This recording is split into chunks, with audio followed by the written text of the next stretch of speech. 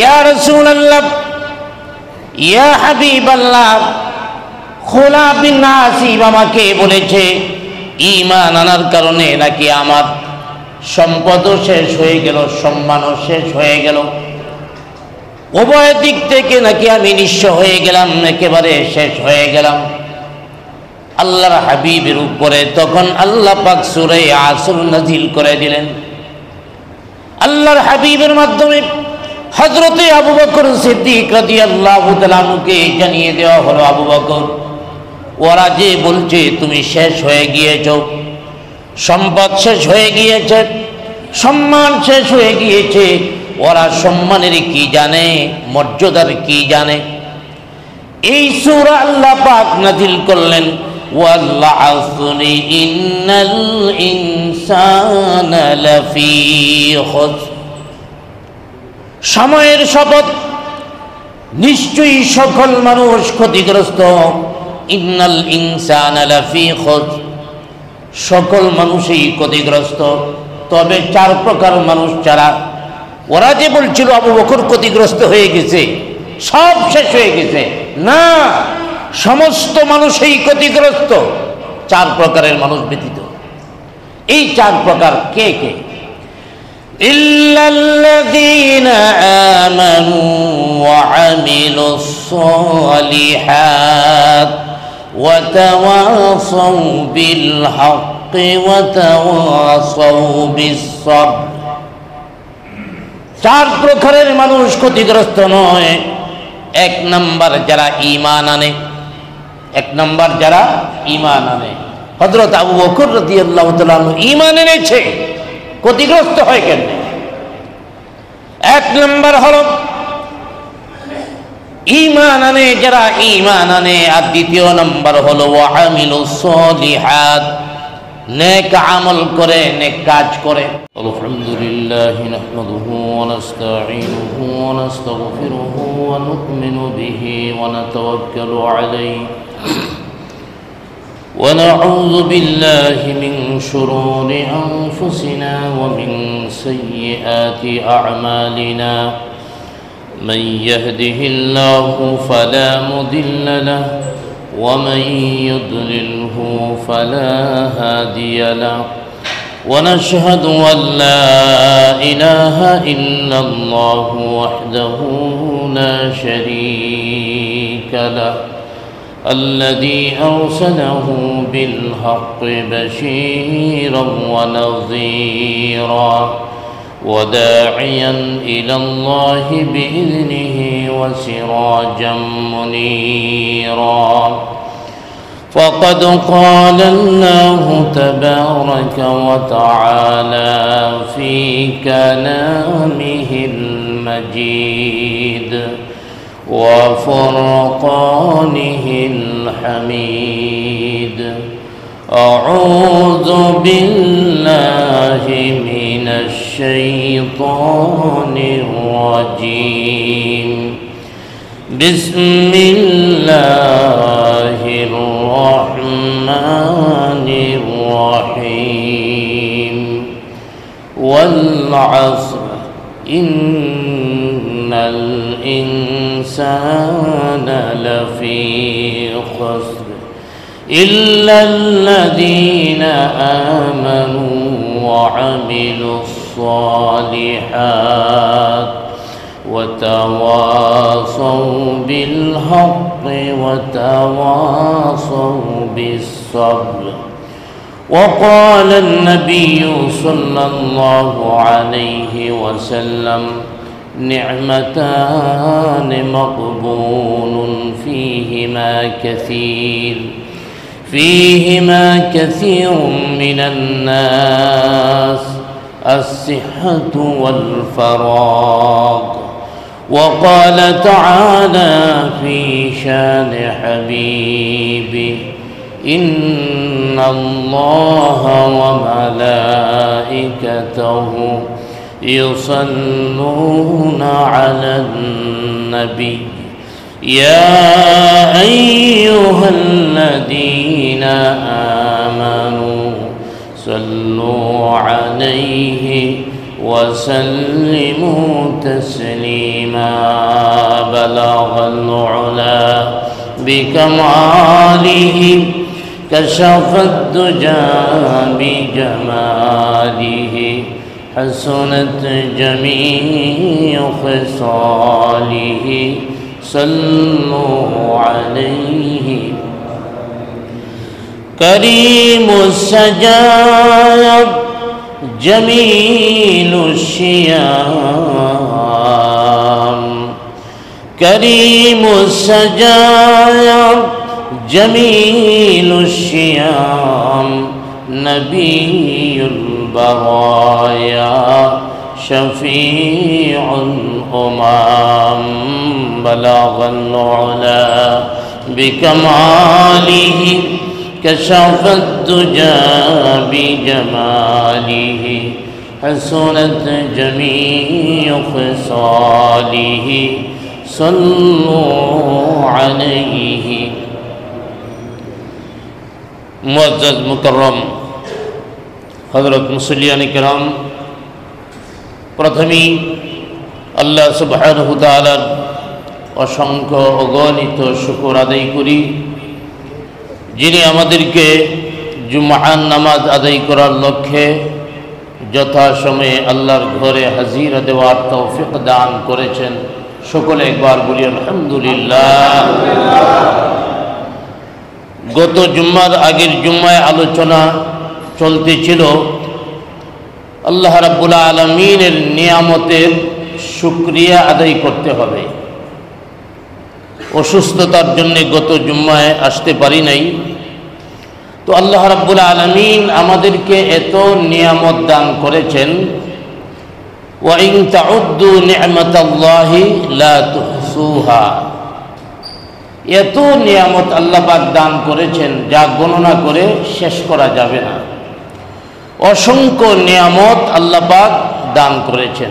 আলোচনা হয়েছিল নিয়ামতটা যে ধরনের সেভাবেই শুকরিয়া আদায় করতে হবে, কৃতজ্ঞতা জ্ঞাপন করতে হবে।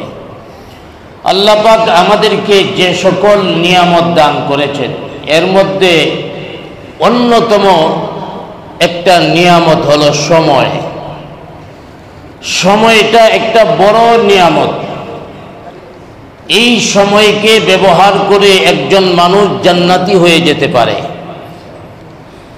এই সময়কে অপব্যবহার করার কারণে একজন মানুষ জাহান্নামী হয়ে যেতে পারে। এই সময়কে ব্যবহার করে একজন মানুষ ঈমানদার আমলওয়ালা হয়ে যেতে পারে।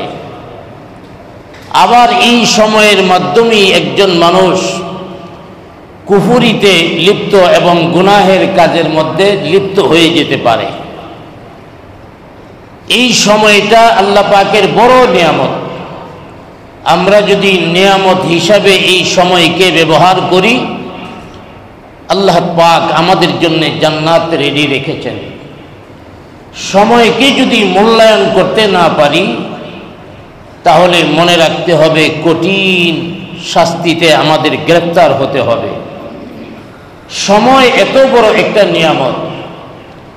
আল্লাহ পাক কিয়ামতের ময়দানে যে সমস্ত বিষয় নিয়ে বান্দাকে ধমক দিয়া কথা বলবেন এর মধ্যে একটা হলো সময়। সময় নিয়েও আল্লাহ পাক কিয়ামতের দিন মানুষদেরকে ধমক দিয়া কথা বলবেন। কোরআনুল কারীমের মধ্যে আল্লাহ পাক বলেছেন, আওয়ালাম নুআম্মিরকুম মা ইয়াতাযাক্কারু ফীহি মান তাযাক্কার।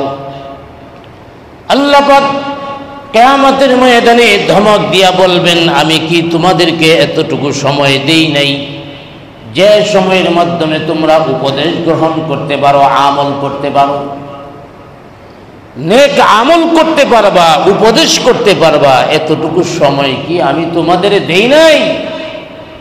কিয়ামতের ময়দানে আল্লাহ পাক এইভাবে ধমক দিয়ে বান্দাকে জিজ্ঞেস করবেন। তাইলে বোঝা গেল সময়ও একটা গুরুত্বপূর্ণ বিষয়। এই জন্য আমি আজকে যে আয়াত অর্থাৎ একটি ছোট সূরা তেলাওয়াত করেছিলাম, এই সূরার মধ্যেও আল্লাহ পাক সময়ের উল্লেখ করেছেন। আল্লাহ পাক সময়ের শপথ কেটেছেন ওয়াল আসর। তাফসীর করতে গেলে লম্বা সময় লাগবে, জুম্মায় তাফসীর করা যাবে না। তাফসীরের মধ্যে বহু আলোচনা এসেছে। কেউ কেউ বলেছেন আসর দ্বারা আসরের সময়কে বোঝানো হয়েছে। তো আমরা মৌলিকভাবে আসর দ্বারা সময়কে আমরা বুঝে নিই। তাইলে আল্লাহ পাক ওয়াল আসরে শপথ কেটেছেন কিসের? সময়ের। সময়ের শপথ কেটে আল্লাহ পাক বলেছেন সমস্ত মানুষ ক্ষতিগ্রস্ত, 4 প্রকারের মানুষ ব্যতীত। আল্লাহ পাক এখানে সময়ের শপথ কেটেছেন। শপথ সব সময় বড়র হয়, এই জন্যই তো মানুষ আল্লাহর নামে শপথ কাটে, আল্লাহর নামে কসম। মানুষ আল্লাহর নামে কসম করলে বিশ্বাস করবে, এই জন্যই কসম কাটে। অনেক মানুষ গ্রামাঞ্চলে মহিলারা বিশেষ করে সন্তানের মাথার মধ্যে হাত রেখে সন্তানের নামে কসম খায়, শপথ কাটে। যদিও এই শপথ নিষেধ। হাদিসের মধ্যে আসছে আল্লাহ ছাড়া আর কারো নামে শপথ না করতে হাদিসের মধ্যে বলা হয়েছে। আল্লাহর হাবিব নিষেধ করেছেন আল্লাহ ছাড়া আর কারো নামে শপথ করা যাবে না। অতএব গ্রামের মহিলারা সন্তানের শপথ কাটে কেন? সন্তানকে গুরুত্বপূর্ণ মনে করে। আমার বলার উদ্দেশ্য হলো আল্লাহ পাকের সময়ের শপথ কেটেছেন, শপথ হয় বড়। তো আল্লাহ পাক সময়ের শপথ কাটলেন কেন? কারণ আল্লাহ পাক তো বড়। আল্লাহ পাক আর কার শপথ কাটবেন? আল্লাহর চেয়ে বড় তো আর কেউ নাই। এই জন্যে সময়ের শপথটা কেটে আল্লাহ পাক সময়ের গুরুত্ব বুঝাইছেন, যে সময়ের গুরুত্ব অনেক বেশি। এই সময় দিয়া মানুষ জান্নাতি হয়ে যেতে পারে, এই সময় দিয়া মানুষ জাহান্নামী হতে পারে। আল্লাহ পাক সময়ের শপথ কেটে বলেছেন ইন্নাল ইনসানা লাফি খুসর, সমস্ত মানুষ ক্ষতিগ্রস্ত। এই আয়াত কখন নাজিল হয়? হযরতে আবু বকর সিদ্দিক রাদিয়াল্লাহু তাআলা আনহু যখন ইসলাম গ্রহণ করলেন, খুলা বিন আসিব নামে একজন কাফেরদের লিডার হযরতে আবু বকর সিদ্দিক রাদিয়াল্লাহু তাআলা আনহুকে লক্ষ্য করে বলছেন, আবু বকর, ইসলাম গ্রহণ করার কারণে তোমার সব শেষ। তুমি মক্কার মধ্যে একজন বড় ব্যবসায়ী ছিলা, মানুষেরা তোমাকে সম্মান করত কারণ টাকাওয়ালা। এই দুনিয়াতেও যাদের টাকা আছে, যাদের ক্ষমতা আছে, এদের সম্মান করে। হে আবু বকর, তুমি ছিলা বড় ধনী ব্যবসায়ী, টাকাওয়ালা, সমাজে একজন সম্ভ্রান্ত লোক ছিলা।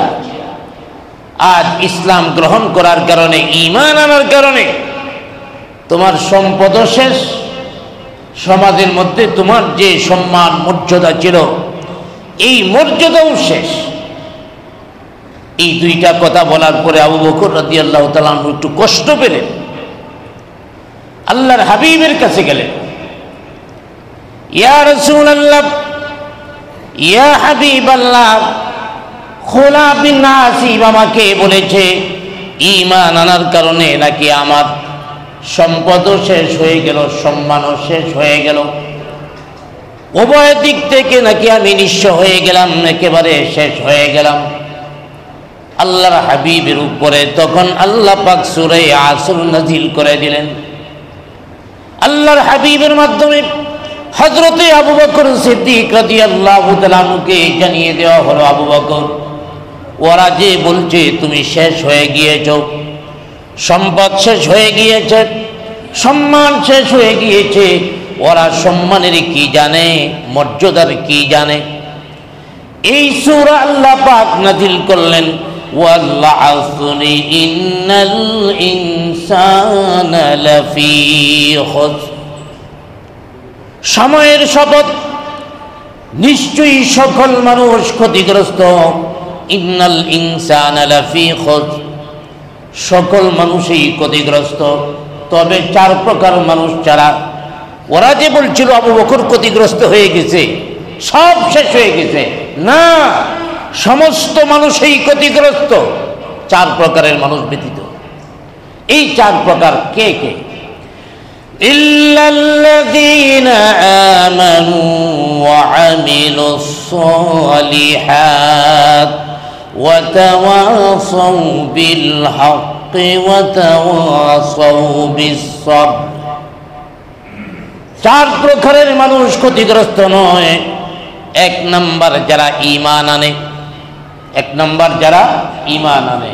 হযরত আবু বকর রাদিয়াল্লাহু তাআলা ঈমান এনেছে, ক্ষতিগ্রস্ত হয় কেন? এক নাম্বার হলো ঈমান আনে, যারা ঈমান আনে। আর দ্বিতীয় নাম্বার হলো ওয়া আমিলুস সালিহাত, নেক আমল করে, নেক কাজ করে। হযরত আবু বকর ঈমান এনেছে, নেক কাজ করেছে, ক্ষতিগ্রস্ত হওয়ার প্রশ্নই আসে না। আর তৃতীয় নাম্বার হলো ওয়া তাওয়াসাউ বিল হাক্কি, অন্য মানুষকে ঈমানের জন্য উপদেশ দেয়, দাওয়াত দেয়। ওয়া তাওয়াসাউ বিস সাবরি, অন্যদেরকে নেক আমলের জন্য দাওয়াত দেয়। এখানে সবুর বলতে সবুর একটা আমল, সবুরের আদেশ করে মানে নেক আমলের আদেশ করে। তাহলে চারটা বিষয়: নিজে ঈমান আনা, নেক আমল করা, অন্যকে ঈমান আনার জন্য দাওয়াত দেওয়া, নেক আমল করার জন্য দাওয়াত দেওয়া। নিজের ঈমান, অন্যের ঈমান, চারটা বিষয়। অতএব যারা ঈমান আনে, নেক আমল করে, অন্য মানুষকে ঈমানের দিকে দাওয়াত দেয় এবং নেক আমলের দিকে দাওয়াত দেয়, ওরা কখনো ক্ষতিগ্রস্ত হতে পারে না। তাইলে বোঝা গেল এই সময়ের শপথ খেয়েও আল্লাহ পাক এই কথাগুলি বলেছেন। অতএব এই সময়টা অনেক গুরুত্বপূর্ণ। এই সময়ের মাধ্যমেই মানুষ অনেক লম্বা নেক হায়াতের একটা লম্বা তালিকা করতে পারে। এই সময়ের মাধ্যমেই মানুষ গুনার দিকেও ধাবিত হয়ে লম্বা একটা তালিকা তৈরি করতে পারে। অতএব এই সময়টা খুব গুরুত্বপূর্ণ, সময়টাকে মূল্যায়ন করতে হবে।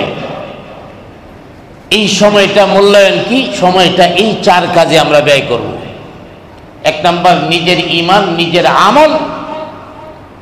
তারপরে তৃতীয় নাম্বার হলো অন্যের ঈমান। চতুর্থ নাম্বার অন্যের আমল। এই চার কাজের বাইরে আর কিছু করা যাবে না। কারণ এই চারটি কাজ যদি আমি করতে পারি তাহলে আমাদের সফলতা আসবে। ইমাম শাফিঈ রাহমাতুল্লাহি আলাইহি এই সূরা অর্থাৎ সূরা আসরের তাফসীরের মধ্যে বলেছেন, কোন মানুষ যদি সূরা আসরের বিষয়বস্তু নিয়ে চিন্তা করে, সে অনুযায়ী আমল করে, এই লোকটার আর কোনো কিছুর প্রয়োজন নাই, সফলতা অর্জন করবে। আলহামদুলিল্লাহ বলি। অতএব আমাদের হায়াত এই সময়ের মাধ্যমেই তো আমাদের হায়াত। আমাদের জীবনটা কি? সময়ের কিছু সমষ্টি, কিছু সময়ের সমষ্টির নাম হলো হায়াত, আমাদের জীবন।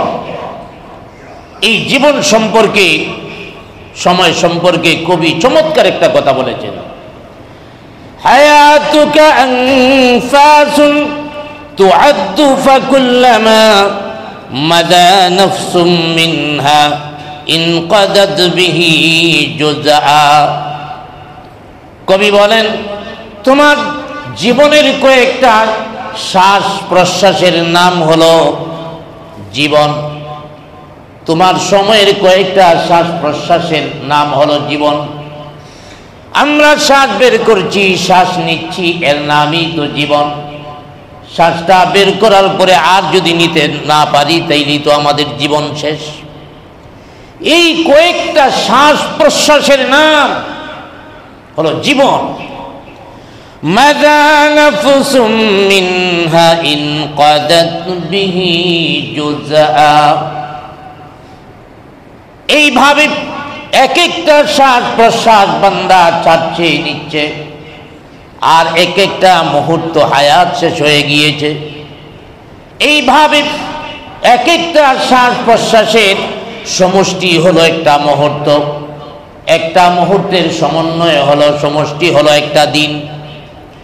এইভাবে কয়েকটা দিনের সমষ্টি হলো মাস, কয়েকটা মাসের সমষ্টি হলো বৎসর, এইভাবে কয়েকটা মুহূর্তের নাম হলো জীবন। সময়ের কিছু সমষ্টির নাম হলো জীবন। অতএব এই জীবনটা চারটা কাজে ব্যয় করতে হবে। আমার ঈমান, নেক আমল, অন্যের ঈমান, অন্যের নেক আমল। এখন প্রশ্ন হতে পারে, এই চারটা কাজই যদি আমরা করি, অর্থাৎ নিজের ঈমান নিয়ে চিন্তা করব, নিজের নেক আমল বেশি বেশি করব, অন্যরা যেন ঈমানদার হয়ে যায় এই জন্য দাওয়াত দিব, অন্যরা যেন নেক আমল হয়ে যায় দাওয়াত দিব, তাইলে আমরা চলবো কেমনে? এই চারটা কাজই যদি আমরা করি, তাহলে আমাদের চাকরি বাকরি, ব্যবসা বাণিজ্য, কৃষি সব কিছু, তারপরে ক্ষেত খামার, বাজার ঘাট যা কিছু আছে সব কিছু তো শেষ হয়ে যাবে। এগুলি যদি না করি তাহলে আমরা চলবো কেমনে?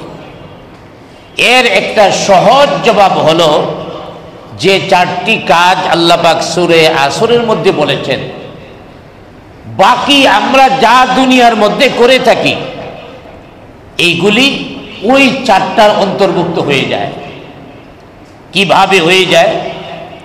আবার ভাইয়েরা, আল্লাহ রাব্বুল আলামিন নিয়তের প্রতিও গুরুত্ব দিয়েছেন। বান্দার নিয়তটা যেমন হবে তার কর্মফল তেমনই হবে। নিয়তটা যদি ভালো থাকে তাহলে তার দুনিয়ার চাকরি বাকরি, ব্যবসা বাণিজ্য, বাজার ঘাট, ক্ষেত খামার যা কিছু আছে সবই তো আমিলুস সালিহাত এর অন্তর্ভুক্ত হয়ে যাবে, নেক আমলের অন্তর্ভুক্ত হয়ে যাবে। তাহলে এখানে আলাদা তো কোনো কাজ নাই।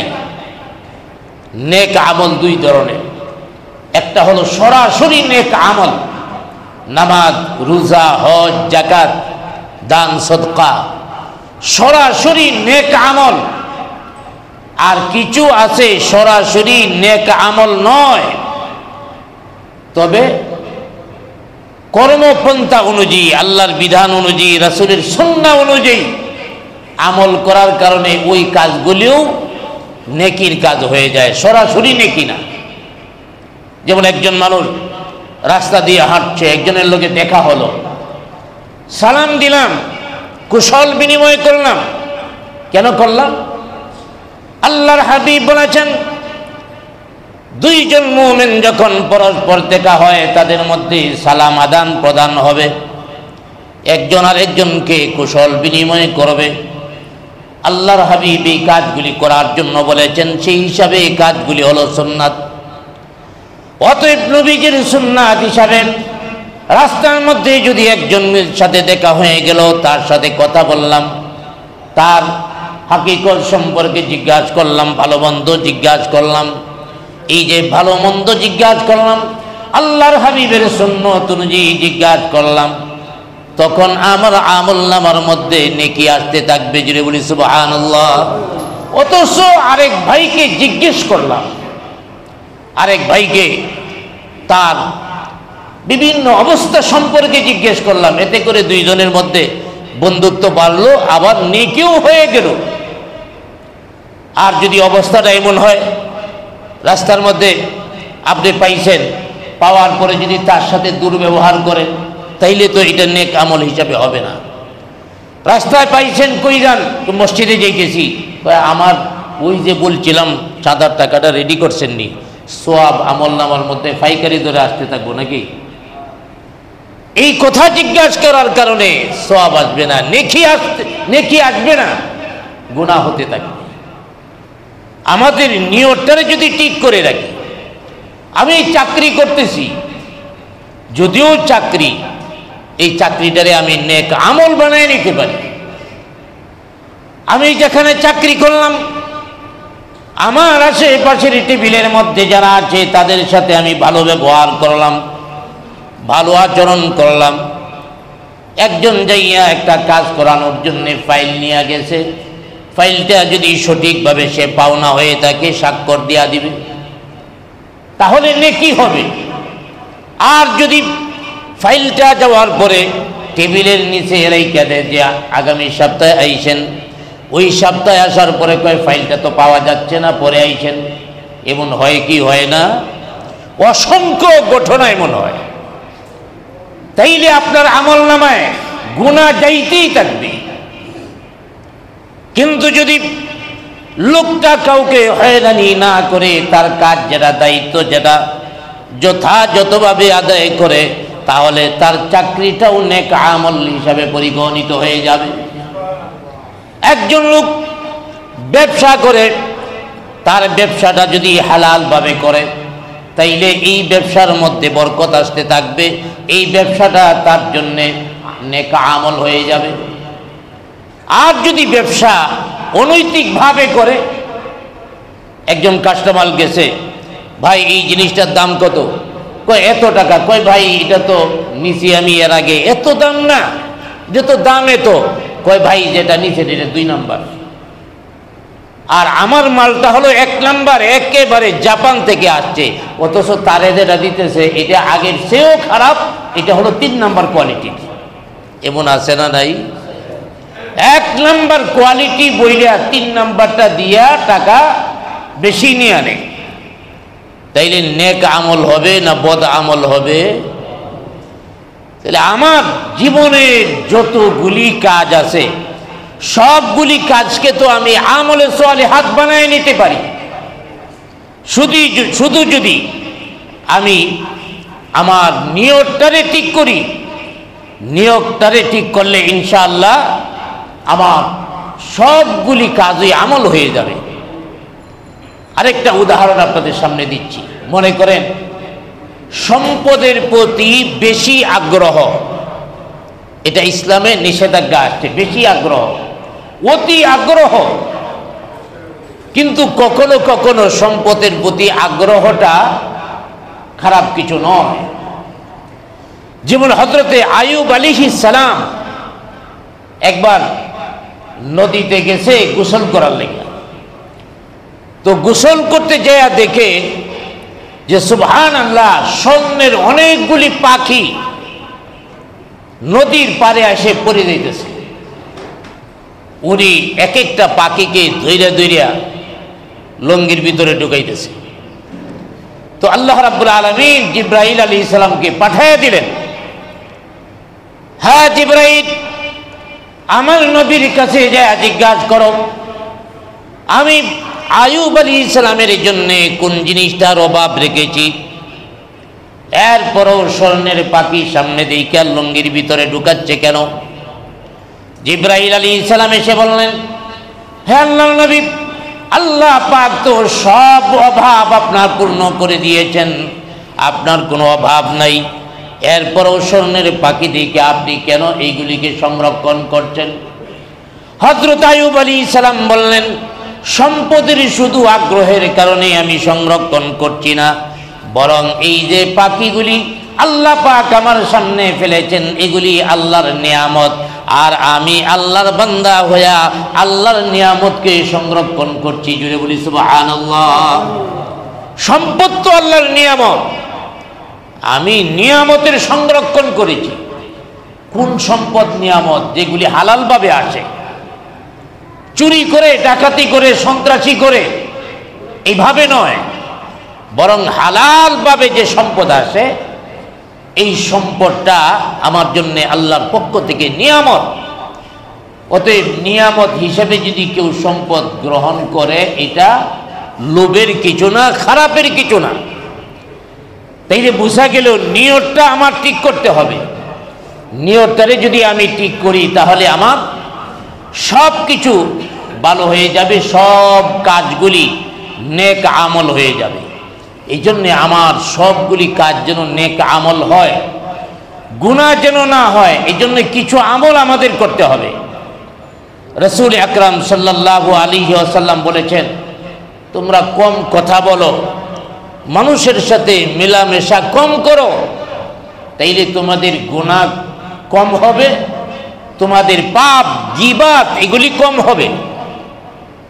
আল্লাহর হাবিব বলেন, মান কাসুরা কালামুহু কাসুরা সাকাতুহু আল্লাহর হাবিব বলেন তোমরা কম কথা বলো, কম মানুষের সাথে মেলামেশা করো, এতে করে ভুল ভ্রান্তি কম হবে। কারণ যারা কথা বেশি বলে ভুল তাদেরই বেশি হয়। যে কথাই বলে না তার আর ভুল হবে কিভাবে?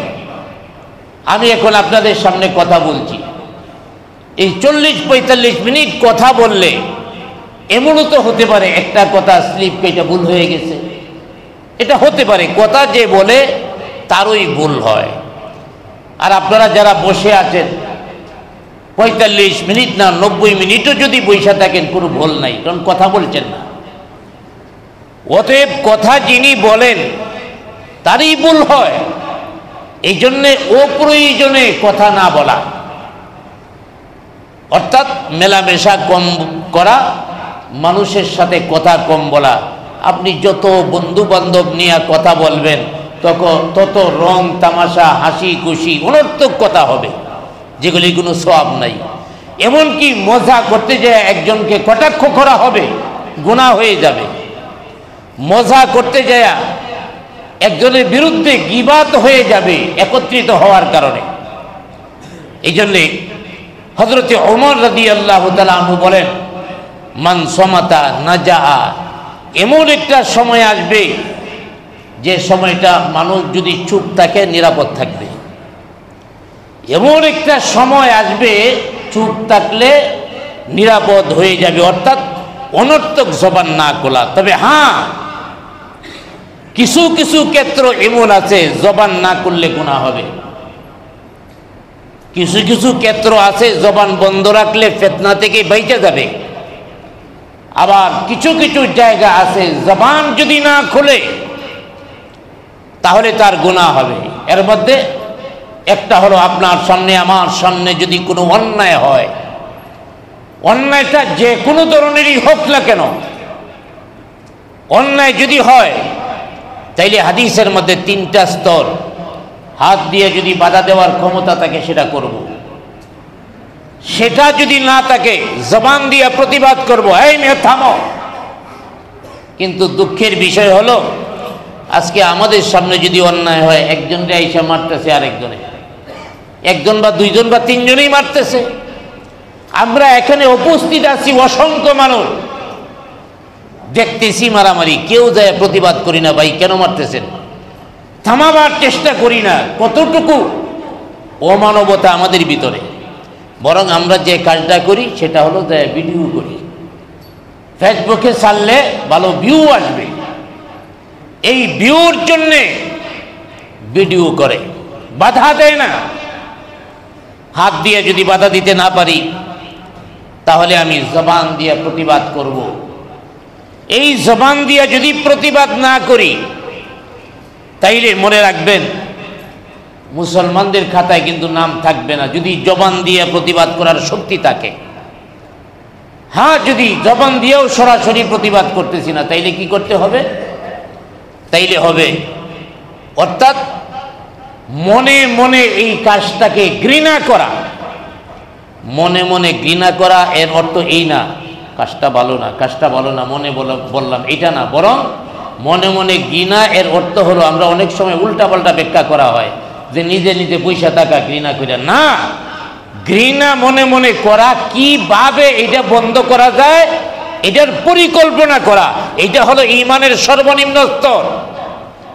সর্বনিম্ন স্তরটারও আমরা অপব্যাখ্যা করে মনে করি ঘরের ভিতরে বসে থাকলে আমরা নাজাত পেয়ে যাব, না, এটা নয়। অর্থাৎ মূল বিষয় হলো সময়টাকে কাজে লাগানো, আর কাজে লাগানোর জন্য অনর্থক কথা না বলা। প্রয়োজনীয় কথা তো আমার বলতেই হবে। কোনো কোনো জায়গায় কথা বললে গুনাহ হবে, কোনো কোনো জায়গায় এমন আছে কথা না বললে গুনাহ হবে, অন্যায়ের প্রতিবাদ না করলে গুনাহ হবে। এটা মনে করেন না শুধু নামাজ রোজা করলাম আর সরাসরি জান্নাতে চলে গেলাম, না। আরো মুসলমানদের জন্য আরো অনেক কাজ আছে। মুসলমানদের গোটা জীবনের সবগুলি কাজ হলো আমলে সালিহাত, নেক আমল, শুধু নামাজ রোজা নয়। অতএব এই কাজগুলি আমাদের করতে হবে, সময়টাকে কাজে লাগাতে হবে। আমাদের আকাবিররা কিভাবে সময়কে কাজে লাগাতেন? হযরতে ইমাম আসকালানী রহমাতুল্লাহি আলাইহি অনেক বড় বুজুর্গ এবং যিনি বুখারী শরীফের শরা লিখেছেন ফাতহুল বারী।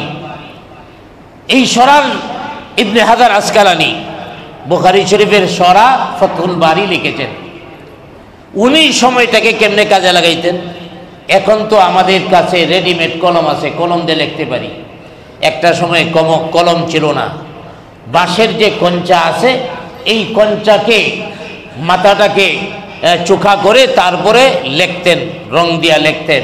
তো কিছুদিন লিখতে লিখতে এই মাথাটা দেখা যায় নষ্ট হয়ে যেত, আবার ধারালো বস্তু দিয়া চোখা করতেন। তো এই যে ধারালো বস্তু দিয়ে যখন কঞ্চার কলমটাকে চোখা করতেন, চিন্তা করতেন এই সময়টা তো আমার বেকার, আমল হচ্ছে না। তখন তিনি কি করতেন? তিনি এই চোখা করতেন আর আমল জারি রাখতেন। সুবহানাল্লাহ ওয়ালহামদুলিল্লাহ লা ইলাহা ইল্লাল্লাহ আল্লাহু আকবার, এইভাবে তাসবিহ পড়তে থাকতেন। জোরে বলি সুবহানাল্লাহ। আমাদের আরেকজন আকাবির হযরতে মুফতি শফি রহমাতুল্লাহি আলাইহি, যিনি মারিফুল কোরআন তাফসিরে মারিফুল কোরআন লিখেছেন, কোরআনুল কারীমের তাফসির লিখেছেন, বিশাল তাফসির। মুফতি শফি রহমাতুল্লাহি আলাইহি বলেছেন, আমি যখন বাথরুমের মধ্যে যাই তখন চিন্তা করি এই সময়টা তো আমার অনর্থক হয়ে গেল। যার কারণে মুফতি শফি রহমাতুল্লাহি আলাইহি বাথরুমের মধ্যে বইসা বাথরুমের যে ফ্লোরটা আস্তে আস্তে তিনি পরিষ্কার করতেন। বাথরুমের মধ্যে যে বদনিটা থাকতো, লোটা থাকতো, এই বদনি বা লোটাটাকে পরিষ্কার করতেন। সুবহানাল্লাহ বলেন। আর আমরা তো কত বড় সাহেব হয়ে গেছি, মসজিদের ভিতরে ঢুকলাম, হঠাৎ করে মনে করেন ঝাড়ু দেওয়া হয়েছে, এরপরে কোনো ক্রমে কারো পায়ে বাইজা কিছু ময়লা হয়েছে বা যে কোনোভাবে একটু ময়লা রয়ে গেছে, বা চোখ গরম করিয়া সবারে গালিগালাজ, হ্যাঁ বেতন দেই না, ময়লা তাকে কেন? মুফতি শফি রহমাতুল্লাহ আলাইহি কোন মনের মানুষ, আর আপনি কোন কোয়ালিটির মানুষ, আমি কোন কোয়ালিটির মানুষ? আমরা এই ময়লাটা পরিষ্কার করতে পারি না। কেন পারি না? ওই যে ফজিলত জানি না। আল্লাহর ঘরের ময়লা পরিষ্কার করা যে কত ফজিলত, এই ফজিলত আমরা জানি না। আল্লাহর ঘরের খাদেম যারা খেদমত করেন, তাদের যে ফজিলত, তাদের জন্য আল্লাহ পাক স্পেশাল জান্নাত রেখেছেন। মুয়াজ্জিনদের জন্য স্পেশাল মর্যাদা রেখেছেন। না জানার কারণে অনেক সময় আমরা মুয়াজ্জিন সামনে ধমক মারি। আপনার দৃষ্টিতে পর্দা ছোট হতে পারে, কিন্তু আল্লাহর দৃষ্টিতে এই পর্দা কত বড়। কিয়ামতের ময়দানে মুয়াজ্জিনের গলা থাকবে সবার উপরে। সুবহানাল্লাহ বলেন। কিয়ামতের ময়দানে বোঝা যাবে ওই যে মুয়াজ্জিন সাহেবেরা, এরা মুয়াজ্জিন। আল্লাহর বরত্বতা তারা এভাবে জমিনের মধ্যে ছড়াইয়া দিয়েছে। আমরা ফজিলত জানি না দেখে এগুলোকে ছোট পদ মনে করি। আমরা মুয়াজ্জিনরে মনে করি ছোট পদ, খাদেমরে মনে করি ছোট পদ। আরে যদি আমরা ফজিলতের দিকে দেখি, এই ফজিলতের দিকে দেখলে এদের দাম অনেক বড়, অনেক মর্যাদা এদের। অতএব আমরা একটু নিজেদের চিন্তা করব যে আমরা কাদের সাথে কোন ধরনের আচরণ করতেছি। আপনার একটা ভালো আচরণ নাজাতের উসিলা হয়ে যেতে পারে, আবার খারাপ আচরণ আপনার জাহান্নামের উসিলা হয়ে যেতে পারে। এই জন্যে আমি বলতেছিলাম যে আমরা সময়টাকে কাজে লাগাবো, সময়টাকে অনর্থক নষ্ট করব না, সময়টাকে আমরা কাজে লাগাবো। আর মনে রাখবো এই যে এখন সময়টা চলে যেতেছে, এই সময়টা কিন্তু ফিরে আসবে না। আমরা মনে করি অমুকের বয়স 80 হয়ে গেছে, অনেক বড়, মাশাআল্লাহ, ওনার অনেক বয়স হয়েছে। আমরা বয়স হইলে মনে করি আমার অনেক বয়স হয়েছে। আমার অনেক বয়স হয় নাই, আমার অনেক বয়স কমে গেছে। একটা দোকানের মধ্যে মনে করেন 100টা ফ্যান আছে, বিক্রি করছে 50টা, রয়েছে কয়টা? আরও কয়দিন পরে আরও 20টা বিক্রি করছে, কয়টা রয়েছে? এরপরের সপ্তাহে 30টা বিক্রি করছে, আর কয়টা আছে? একটাও নেই। আপনার আমার জীবনটা তো এমনই, জীবনের ভাঙতি কিছু সমষ্টি মিলায়া হলো আমার জীবন। এই জীবন নিয়ে এত বাহাদুরি কেন? এই জীবনটারে, সময়টারে কাজে লাগাতে হবে। যে সময়টা চলে যেতেছে, কমে যাইতেছে, আমার যে হায়াতটা ছিল, এই হায়াত থেকে আমার জীবনটা কমে গেছে। যার যত বয়স বেশি সে তত বেশি চিন্তা করবেন, আরে আমার হায়াত থেকে তো অনেক সময় চলে গেছে, এই সময়টা তো আর ফিরে আসবে না। জামানা বায়কাহাল রাহতানিহি, জামানা বায়কাহাল রাহতানিহি, গুজস্তা জামানা ফির আতা নিহি, গুজস্তা জামানা ফির আতা নিহি। যে জামানাটা চলে যাচ্ছে, এই জামানা আর ফিরে আসবে না। গেছে তো গেছে, আর ফিরে আসবে না। এই জন্যে এই জামানাটাকে কাজে লাগাতে হবে। যারা কবরের মধ্যে আছে অনেক আফসোস করতে থাকে, আফসোস করতে থাকে, আরে যদি সামান্য সময় পাইতাম 2টা রাকাত নফল নামাজ পড়তাম, 2টা রাকাত নফল নামাজ যদি পড়তে পারতাম, আমার আমল নামার মধ্যে কিছু নেকি যোগ হয়ে যেত। হযরতে আব্দুল্লাহ ইবনে ওমর রাদিয়াল্লাহু তাআলা আনহু, তিনি একবার কাফেলা নিয়ে কোথাও সফরে যাচ্ছেন, একটা কবরের পাশে যে হাজির হলেন। হযরতে আব্দুল্লাহ ইবনে ওমর তার সাওয়ারি থেকে নেমে গেলেন, এই কবরের পাশে দাঁড়ায় 2 রাকাত নামাজ পড়লেন। তার সঙ্গীরা বলতে আরম্ভ করলো, হে আব্দুল্লাহ ইবনে ওমর, আপনি এই কবরের পাশে আইসা কবর থেকে নেমে গেলেন, 2 রাকাত নফল নামাজ পড়লেন কেন? হযরতে আব্দুল্লাহ ইবনে ওমর রাদিয়াল্লাহু তাআলা আনহু জবাব দিলেন, আল্লাহর হাবিব বলেছেন, যারা কবরের মধ্যে থাকবে, কবরের মধ্যে তাইকে আফসোস করতে থাকবে, আল্লাহ একটা মুহূর্ত সময় যদি পাইতাম 2টা রাকাত নফল নামাজ পড়তাম। কবরের ভিতরে তাইকে আফসোস করবে, কিন্তু সুযোগ পাবে না। আমি তো এখনো হায়াতে বেঁচে আছি, আমি এখনো জীবন নিয়ে বেঁচে আছি, 2 রাকাত নামাজ পড়ার মতো শক্তি আমার আল্লাহ পাক দিয়েছেন। এই জন্য কবরে গেলে আর সুযোগ পাবো না, এই কথা মনে হয়ে গিয়েছে। এই জন্যে 2 রাকাত নফল নামাজ আমি পড়ে দিলাম। এই চিন্তা চেতনা আমাদের কয়জনের ভিতরে আছে? এই চিন্তা চেতনা আমাদের ভিতরে আসতে হবে। কিন্তু আমরা কি মনে করি, আগামীতে করব, আগামীতে করব। বয়স আর কতটুকু হয়েছে, আমরা আগামীতে করব। এই আগামীতে করব, এই জন্যে অনেক মানুষ হজ করতে পারে না। অন্য আমল তো বাদই দিলাম, অনেক মানুষ, অনেক টাকার মালিক হজ করতে পারে নাই, মারা গেছে।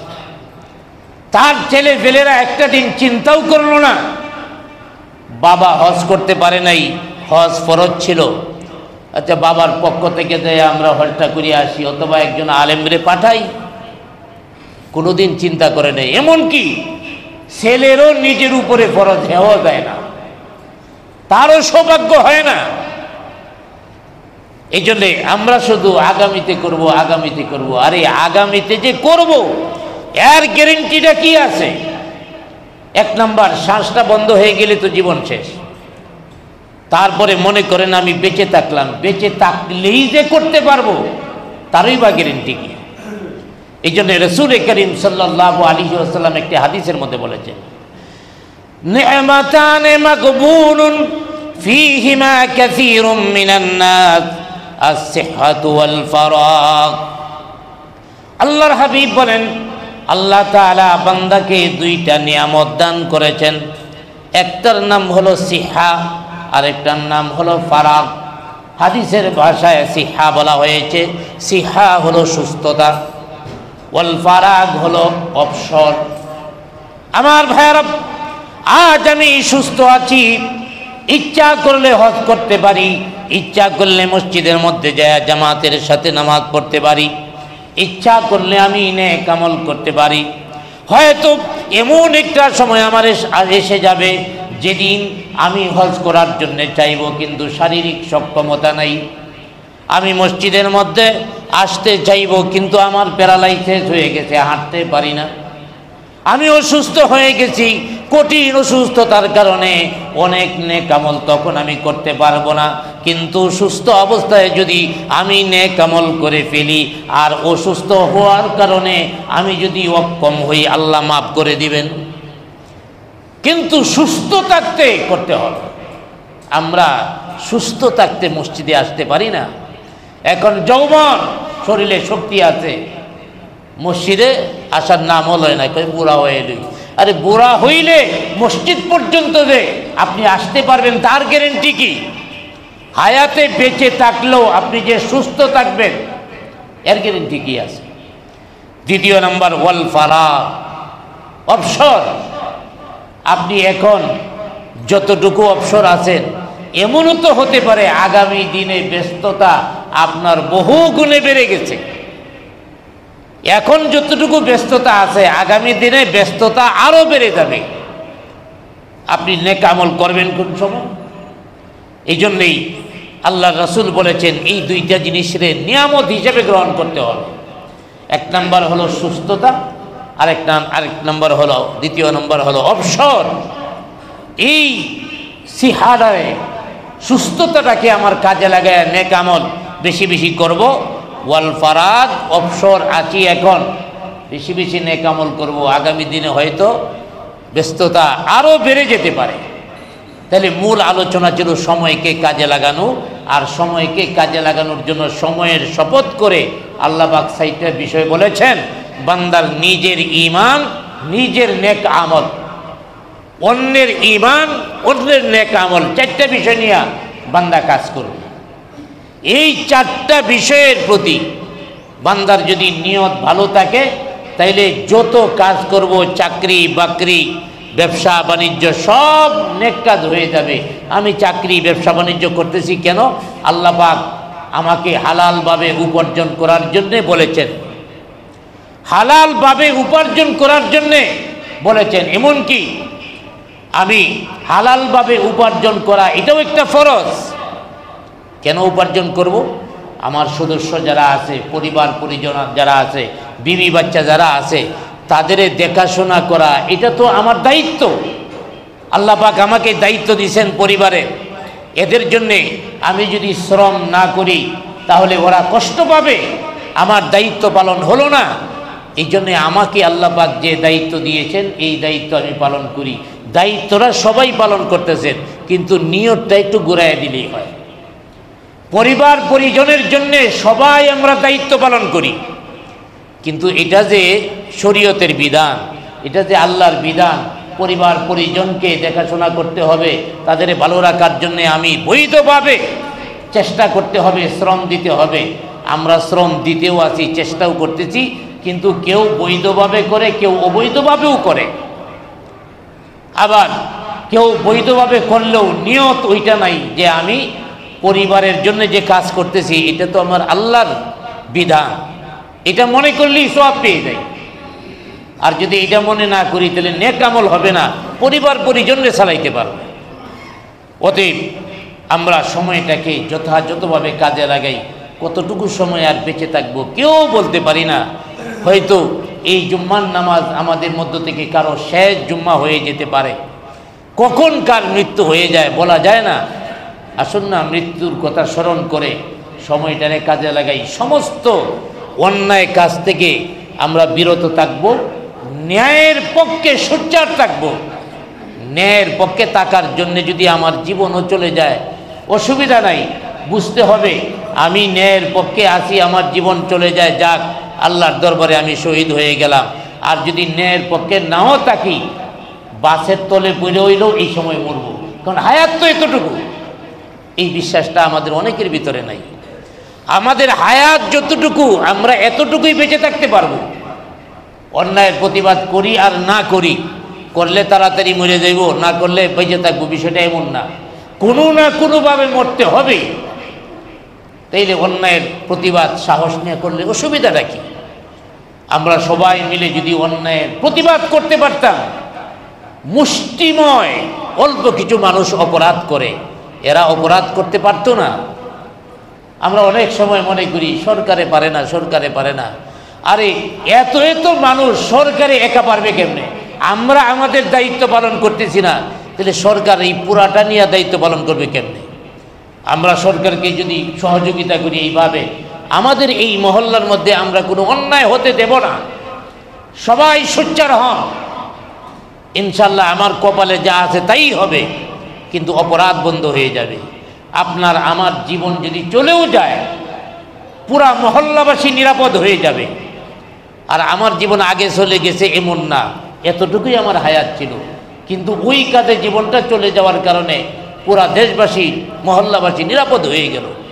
এইভাবে যদি আমরা প্রত্যেকেই অন্যায়ের বিরুদ্ধে প্রতিবাদী হতে পারতাম, সময়টাকে কাজে লাগাতে পারতাম, তাহলে আমাদের দেশ সুন্দর হয়ে যেত। সাহাবায়ে কেরামের যুগ আবারও ফিরে আসতো, সুন্দর একটা যুগ ফিরে আসতো। আল্লাহ পাক আমাদেরকে সেই যুগ ফিরিয়ে আনার তৌফিক দান করুন, সকলে বলি আমিন।